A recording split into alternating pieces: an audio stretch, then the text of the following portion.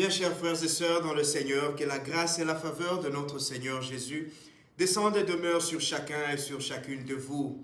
Avant de commencer cette homélie aujourd'hui, j'ai une bonne nouvelle à nous annoncer. Et la bonne nouvelle, c'est que nous continuons à grandir et nous allons atteindre le premier 1000 abonnés à notre chaîne. Et cela, c'est grâce à vous. C'est grâce à vos partages, grâce à vos likes, grâce à tous ces messages de soutien et d'encouragement qui continuent à faire que cette chaîne grandisse. Et cela sera le plus beau cadeau de Noël que vous pouvez offrir à notre grande famille M. Et sois patient et patiente de nous donner notre premier 1000 abonnés. Nous allons fêter le 31 décembre avec un K.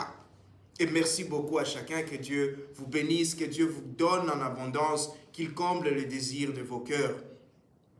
Aujourd'hui, comme vous l'avez vu, nous avons allumé la 4e bougie de l'Avent. Nous savons que les 4 semaines, chaque semaine a un thème. Et la première semaine, nous étions en train de réfléchir et de prier et de méditer sur la foi et sur l'espérance. La 2e semaine, nous avons prié sur la paix.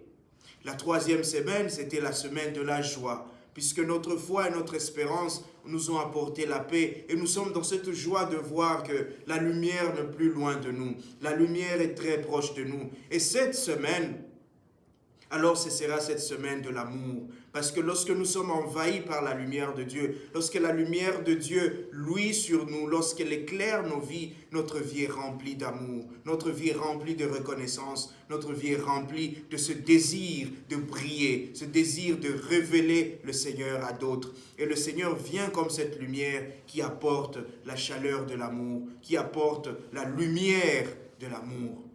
Et nous voyons cet amour de Dieu à travers les lectures d'aujourd'hui. La première lecture, c'est cet amour de Dieu qui dit au roi Akab, « Demande ce que tu veux. Demande-moi ce que tu veux. » Dans cette lecture, dans la 2e lecture aujourd'hui, cet amour se manifeste par ce que Saint Paul nous dit, l'appel qu'il a reçu de Dieu. Cet appel qu'il a reçu à porter la bonne nouvelle. Et cette bonne nouvelle qui change les cœurs, qui transforme les cœurs, qui fait de nous qui étions pécheurs des enfants de Dieu, qui nous fait entrer dans cette lumière de Dieu. Voilà cet amour. Et elle est encore plus manifeste dans l'évangile d'aujourd'hui. En fait, l'évangile d'aujourd'hui, c'est une de ces scènes que nous lisons parfois rapidement, sans prendre le temps peut-être de méditer et de comprendre. Voilà une situation complexe et compliquée dans laquelle se retrouve Joseph. Joseph est un homme dont on n'entend pas beaucoup parler. Ses interventions dans la Bible sont très peu. C'est l'homme qu'on appelle l'homme du silence, parce qu'il parle à peine, ou il ne parle presque pas.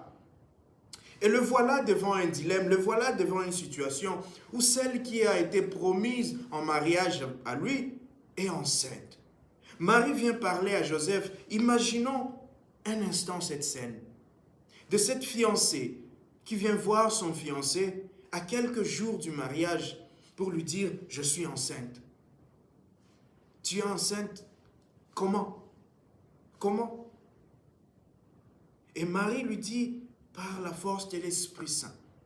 Je n'ai pas connu d'homme, je suis enceinte. » Quelque chose qui ne s'est jamais passé dans l'histoire. Joseph a essayé de regarder tout ce qu'il a appris dans l'histoire de ses pères, tout ce qu'il a appris dans l'enseignement de l'Église, du peuple d'Israël, tout ce qu'il a appris des pères. Il n'a pas vu ces cas. Il connaît les cas de personnes qui ont eu des enfants dans leur vieillesse. Il connaît le cas de celles qui étaient stériles et qui ont eu d'enfants. Mais chaque fois, il y avait une intervention d'un homme. Et Dieu accomplissait le miracle à travers cela. Mais cette fois-ci, il est devant un cas qui est nouveau. Une femme, sa future épouse, qui est enceinte, mais qui lui dit qu'elle n'a pas connu d'homme. C'est embarrassant. On ne s'imagine peut-être pas la situation de Joseph. Peut-être nous avons aussi connu des situations comme ça. Une situation où tu ne sais que penser. Tu te demandes, mais comment est-ce possible? Comment c'est arrivé? Ça peut être en famille, ça peut être au travail, ça peut être dans nos communautés religieuses où il y a des situations où tu es assis, tu te dis, comment est-ce possible? Ça ne peut pas exister, ce n'est pas possible. Et Joseph essaie, il se dit, c'est pas possible. Et là, il sait. Là, Dans sa tête, les choses tournent. Il s'est dit, mais qu'est-ce que je dois faire? Voilà Marie qui est là. J'ai vécu avec elle. Il connaît Marie. Il sait que cette femme, c'est une femme droite. Il sait que cette femme, c'est une femme sincère. Elle est fidèle. Joseph connaît. Il connaît sa fiancée. Et il s'est dit, mais entre ce qu'elle dit et ce que je sais d'elle, il y a quelque chose qui me dépasse. Et la Bible nous dit, Joseph qui était un homme juste, il ne voulait pas répudier Marie, il ne voulait pas, dénoncer Marie en public. Il ne voulait pas l'exposer à la honte et à la lapidation. Alors Joseph, on dit qu'il est juste. Et c'est là où la question se pose. Qu'est-ce que la justice? De quelle justice est-on en train de nous parler ici? Parce que la justice, selon ce que vivait le peuple d'Israël, serait que Joseph dénonça Marie. Serait que Joseph alla dire au chef des prêtres et aux responsables religieux, voilà une femme que je devais épouser et qui est enceinte maintenant. Donc, elle est partie, elle a été infidèle et elle doit être lapidée. Voilà ce qui serait juste dans ce contexte-là, que Joseph soit un homme droit, qui sache appliquer la loi. La justice, c'est aussi appliquer la loi. Parce qu'en n'appliquant pas la loi, Joseph se fait complice de Marie. Il se fait complice d'un acte qui enfreint à la loi. Voilà le problème. Et voilà là où Joseph est en train de réfléchir. Il s'est dit, mais qu'est-ce que je dois faire? Est-ce que je dois enfreindre à la loi pour protéger Marie? Ou est-ce que je dois livrer Marie et vivre avec ce chagrin-là? Vivre avec cette conscience d'avoir livré une personne à la mort. Et si elle avait raison? Et si ce qu'elle me dit était vrai? Voilà les questions. Voilà les questions et voilà comment s'explique la justice de Joseph. De quelle justice on parle ici? C'est la justice de Dieu. Joseph est en train ici de privilégier. Il est tiraillé plutôt entre la loi et l'amour. J'aime Marie, mais il y a aussi la loi. J'aime la loi de mon peuple. C'est pourquoi je vis selon cette loi. Et la question de Joseph, c'est, vais-je aller du côté de l'amour de la loi, ou bien je dois aller du côté de la loi de l'amour? Quel chemin je prends maintenant? Est-ce que je choisis l'amour de la loi? Je dénonce Marie. On la lapide, elle meurt parce qu'elle est tombée enceinte. Elle était ma fiancée, devait être ma femme. Elle est partie, donc elle a été infidèle. Ou bien, je dois prendre le chemin de la loi de l'amour, qui consiste à discerner, à écouter, à accueillir, à réfléchir, à ne jamais prendre une décision ni dans la précipitation, ni dans la colère. Et Joseph a embrassé ce chemin-là. Et c'est pourquoi Joseph est qualifié de juste, juste aux yeux de Dieu, juste parce qu'il sait privilégier l'amour. Il met l'amour avant la loi. Il applique la loi de l'amour et non pas l'amour de la loi. Parce que comme Saint Paul dira, la loi tue, mais c'est cet amour de Dieu, la foi en ce Dieu qui nous aime, qui nous sauve. Et voyez comment l'amour a sauvé Marie aujourd'hui. Et en sauvant Marie, l'amour nous a tous sauvés. L'amour nous a sauvés de cet incident de lapidation par lequel devait passer Marie. Et Joseph, il s'est dit, Marie, je ne comprends pas beaucoup ce qui se passe. Je ne veux pas non plus t'exposer en secret. On va se laisser. Chacun va aller chez lui. Je ne dirai rien, je ne dirai à personne. Peut-être qu'un jour, tu diras qui est le père de cet enfant, qui est l'auteur de cette grossesse. Et c'est là que Dieu intervient. C'est dans cette capacité à Joseph d'être mature, d'être juste, que le Seigneur intervient. Que le Seigneur vient lui dire, Joseph, n'aie pas peur.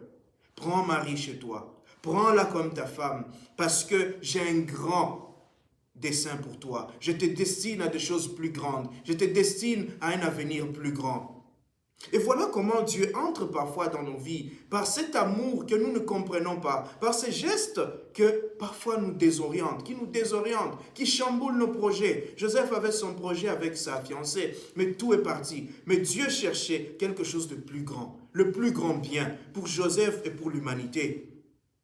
Et cela, regardons dans nos vies. Regardons ce moment dans nos vies où nos plans semblent être chamboulés, où nous semblons être désorientés, où la trajectoire que nous avions déjà prise semble être déviée. Et Dieu parfois nous dévie. Il nous dévie pour nous amener vers le plus grand bien. Il nous dévie pour nous destiner à une plus grande réussite, à un plus grand succès. Mais nous sommes parfois fermés sur nos décisions.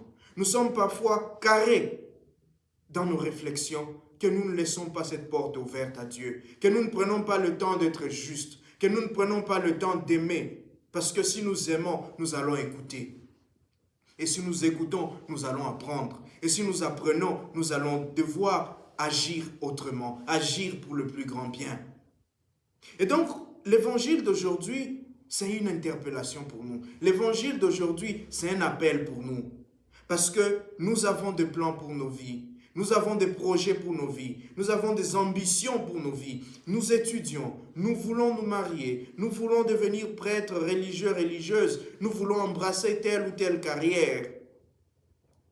Mais Dieu, il sait ce qui est bon pour nous. Il sait ce qui est le plus grand bien pour nous. Et il nous mène toujours vers ce bien-là. Et parfois, pour nous y mener, il change un peu notre trajectoire. Vous voyez des gens... Quelqu'un peut-être a pris l'option de faire le droit. Il a étudié le droit. Il a fini en droit. Il se disait, je serai un grand magistrat, je serai un grand avocat et je vais travailler, je vais gagner ma vie et je vais devenir un homme célèbre. Mais le Seigneur lui dit, ce n'est pas cela qu'il te faut. J'ai un plus grand projet pour toi. Viens, prends ce chemin. Mais on est tellement, la personne est tellement carrée dans le fait que je dois, c'est magistrature ou rien, que parfois on refuse d'écouter cette voix. Parfois on voit ces circonstances de la vie qui nous déroutent, qui nous désorientent. On se dit, on veut me désorienter de mon chemin. On veut m'éloigner de mon chemin. On veut m'éloigner de ma vocation. Et on rate ce moment où on pouvait suivre Dieu pour faire quelque chose de grand, pour faire quelque chose de merveilleux, pour devenir la personne que Dieu veut que nous puissions être. Et Joseph aurait pu aussi rater ce moment-là s'il n'avait pas été un homme juste. S'il n'avait pas mis la loi de l'amour en avant de l'amour de la loi, s'il n'avait pas privilégié l'amour à la loi, peut-être qu'il aurait raté aussi ce moment d'être celui qui a fait en sorte que le Fils de Dieu vienne dans ce monde, qui a fait en sorte que Marie soit protégée, Marie soit épargnée de la lapidation. Aujourd'hui, chers frères et sœurs, demandons à Dieu cette grâce. Demandons à Dieu la grâce du discernement. La grâce de l'écoute, la grâce de la maturité humaine et spirituelle.